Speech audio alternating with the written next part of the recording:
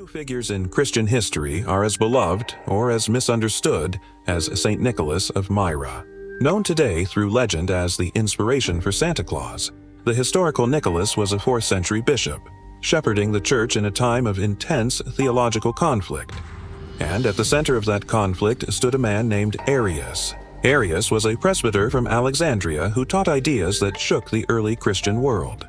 His central claim was this: Jesus Christ was not eternal. Arius argued that the Son of God was created by the Father, exalted, yes, but not co-eternal, not of the same divine essence. His most famous phrase summarized it bluntly: "There was a time when the Son was not."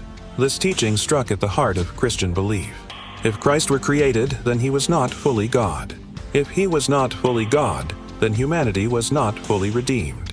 Arius's teaching spread rapidly, causing division across the empire, among bishops, churches, and even entire cities. In AD 325, Emperor Constantine convened the Council of Nicaea to resolve the crisis. More than 300 bishops gathered to confront Arius's doctrine. Among them, according to later Christian tradition, stood Nicholas of Myra. It is here that one of the most famous and debated stories emerges.